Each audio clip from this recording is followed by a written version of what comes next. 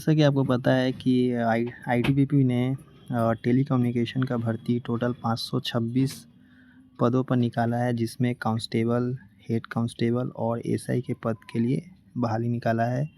और इसका short notification के माध्यम से मैंने प्रीवियस वीडियो में आपको पूरा डिटेल बताया था कितना वैकेंसी है और कब से कब तक अप्लाई होगा। अभी तक फुल नोटिफिकेशन नहीं आया है, उसका अप्लाई डेट से कुछ दिन पहले आपको फुल नोटिफिकेशन देखने को मिल जाएगा। तो उससे पहले आप सभी को जानने का इच्छुक होंगे कि यहाँ पे जो कांस्टेबल और हेड कांस्टेबल है, जिसका सिलेक्शन प्रोसेस क्या है, कौन कौन सा स्टेज से गुजरना पड़ता है, सिलेबस क्या है और इसमें कौन कौन अप्लाई कर सकता है, क्या क्वालिफ़िकेशन हो सकता है। तो ये जो नोटिफिकेशन देख रहे हैं, ये फुल नोटिफिकेशन 2022 में आया था भर्ती कांस्टेबल और हेड कांस्टेबल टेलीकम्युनिकेशन का। एसआई का कोई वैकेंसी नहीं आया था, जिसके लिए मैं अभी एसआई के बारे में कुछ नहीं बताऊंगा। एसआई के लिए मैं अलग से एक कॉपी में नोट करके आपको मैं बताऊंगा कि एसआई का सिलेक्शन प्रोसेस क्या है और क्या क्या सिलेबस हो सकता है, पूरा डिटेल में आपको बताऊंगा नेक्स्ट वीडियो में। उसका अलग से सेपरेट वीडियो बनाऊंगा। इस वीडियो में आप सभी को कांस्टेबल और हेड कांस्टेबल का बता देता हूँ।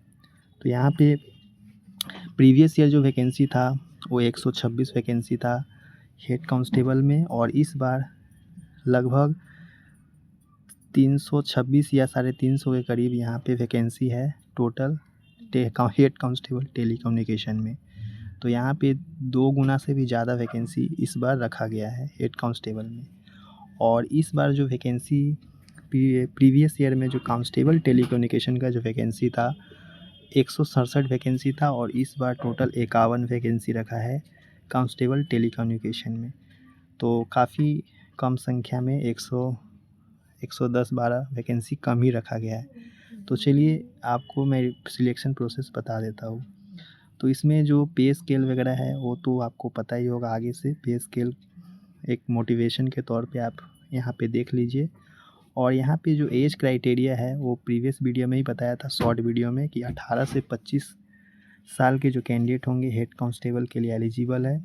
अगर आप SC/ST से बिलोंग करते हैं तो 5 साल का छूट, अगर आप OBC से बिलोंग करते हैं तो 3 साल का छूट आपको देखने को मिलेगा।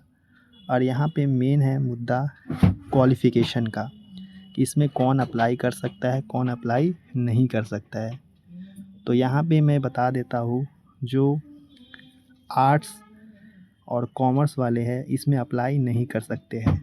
साइंस वाले अप्लाई कर सकते हैं। तो साइंस वाले कौन अप्लाई कर सकते हैं, तो 10+2 में अगर आप फिज़िक्स, केमिस्ट्री और मैथमेटिक्स में 45% मार्क्स के संग आपने क्वालिफाई किया है, और फिज़िक्स, केमिस्ट्री, मैथ मिला के टोटल 45% भी मार्क्स आपके बनते हैं 12 क्लास में, तो आप इसमें एलिजिबल है, आप इस फॉर्म को डाल सकते हैं। या आपके पास ये भी कोई क्वालिफ़िकेशन नहीं है तो आप 10th पास होना चाहिए। 10th के संग संग 2 साल का ITI आपका होना चाहिए। अगर वो भी ITI किस में, इलेक्ट्रॉनिक्स में होना चाहिए, या इलेक्ट्रिक में होना चाहिए 10+ ITI। उसके बाद या कंप्यूटर में होना चाहिए। इस तीनों में से कोई एक भी है तो आप 10+ कंप्यूटर या इलेक्ट्रॉनिक्स या इलेक्ट्रिकल है तो अप्लाई कर सकते हैं। या आपका पास ITI वो सब कुछ नहीं है तो ITI 10th क्लास में साइंस PCM होना चाहिए। उसके संग संग 3 साल का डिप्लोमा इलेक्ट्रॉनिक्स और कम्युनिकेशन, दोनों में से कोई एक में आपका होना चाहिए, तभी आप अप्लाई कर सकते हैं। अगर आप ये भी आपके पास नहीं है, कोई बात नहीं है, आपको इंस्ट्रूमेंटेशन और कंप्यूटर साइंस में अगर आपका कोर्स किए हैं तो आप अप्लाई कर सकते हैं। या इंफॉर्मेशन टेक्नोलॉजी में अप्लाई कर सकते हैं 10+ इंफॉर्मेशन टेक्नोलॉजी, इलेक्ट्रिकल। तो इन सभी का ऑप्शन दिया हुआ है। इन सभी में से अगर आप कोई भी आपके पास डिग्री कोर्स है तो आप इसके लिए एलिजिबल है, आप अप्लाई कर सकते हैं। कांस्टेबल टेलीकम्युनिकेशन कौन अप्लाई कर सकता है, तो कांस्टेबल टेलीकम्युनिकेशन में 18 से 23 साल, ST/SC को 5 साल का छूट, OBC को 3 साल का छूट। और यहाँ पे माध्यमिक आप अगर सिर्फ 10th पास है, चाहे कोई भी परसेंटेज आपका 10th में है तो अप्लाई कर सकते हैं। और जो डिज़ायरेबल लिखा हुआ है इसका मतलब है कि ITI आपने किया है तो आपको प्रेफ़रेंस दिया जाएगा। अगर आपके पास ये नहीं है ITI तो कोई बात नहीं है, डिप्लोमा नहीं है कोई बात नहीं है। आप सिर्फ माध्यमिक पास है तो कांस्टेबल टेलीकम्युनिकेशन के लिए एलिजिबल है, आप अप्लाई कर सकते हैं। ये क्वालिफ़िकेशन आपको समझ में आ गया कि कौन अप्लाई कर सकता है, कौन अप्लाई नहीं कर सकता है। अब है नेक्स्ट, जैसे मैंने पहले ही बताया कि SC/ST को 5 साल और other backward NCL non criminal जो बिलोंग करते हैं उनको 3 साल का छूट दिया जाएगा। बाकी यहाँ पे एक सर्विसमैन है उनका SC/ST OBC जम्मू कश्मीर वालों को छूट, और जो विक्टिम चिल्ड्रेन किल्ड है उनको भी छूट दिए जाएंगे गवर्नमेंट के तरफ से। और नेक्स्ट यहाँ पे देख सकते हैं कि फिजिकल स्टैंडर्ड, जैसा कि आपको पता है कि इसमें फर्स्ट में PST और PT आपका कंडक्ट करवाए जाते हैं ये प्रीवियस ईयर के हिसाब से। इस बार हो सकता है चेंजेस भी कर सकते हैं या PET PST फर्स्ट में कंडक्ट करवा सकते हैं। तो यहाँ पे हाइट की बात की जाए तो ST कैंडिडेट अगर आप है तो 162.5 सेंटीमीटर आपका हाइट मेल कैंडिडेट का, फीमेल का 150 सेंटीमीटर, और चेस्ट मेल कैंडिडेट के लिए 76 सेंटीमीटर नॉर्मल और 5 सेंटीमीटर का फुलाव तक 81 सेंटीमीटर तक आपका होना चाहिए। अगर आप पहाड़ी इलाका से बिलोंग करते हैं तो 165 centimetre height male candidate, female के लिए 155 और 78 to 83 चेस्ट आपका होना चाहिए। आप ये पहाड़ी इलाका ST को छोड़ के जितने भी स्टेट और यूनियन टेरिटरी है उन सभी का 170 सेंटीमीटर होना चाहिए मेल कैंडिडेट, फीमेल का 157 सेंटीमीटर, और चेस्ट 80 से 85 के सेंटीमीटर के बीच में आपका फुलाव 5 सेंटीमीटर का फुलाव होना चाहिए। और आपका जो वज़न है वो आपके हाइट के हिसाब से आपका होता है।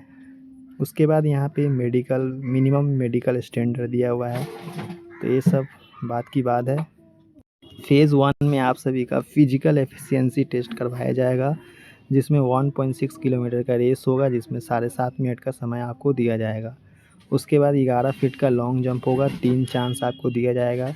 उसके बाद 3.5 फीट का हाई जंप होगा जो कि 3 चांस आपको दिए जाएंगे मेल कैंडिडेट का। फीमेल कैंडिडेट के लिए 800 मीटर का रेस होगा 4 मिनट 45 सेकेंड, और 9 फीट का लॉन्ग जंप 3 चांस में कंप्लीट करना है, और 3 फीट का हाई जंप 3 चांस में के अंदर में आपको कंप्लीट करना है। इसमें जो exam no marks will be awarded for PET qualifying in nature है, इसमें कोई मार्क्स आपको दिए नहीं जाएंगे। उसके बाद नेक्स्ट है फिजिकल स्टैंडर्ड जो कि PST मैंने पहले ही आपको बता दिया है कि कितना हाइट वेट चेस्ट आपका मापा जाएगा, ये आपका PST हुआ। उसके बाद यहाँ पे रिटन एग्ज़ामिनेशन फ़ेज़ 2 है। फ़ेज़ 2 रिटन एग्ज़ामिनेशन, जैसे आप PET PST क्वालिफाई कर लेते हैं तो कुछ दिनों के बाद आप सभी का रिटन एग्ज़ाम कंडक्ट करवाए जाते हैं जिसमें 100 मार्क्स का एग्ज़ाम होता है।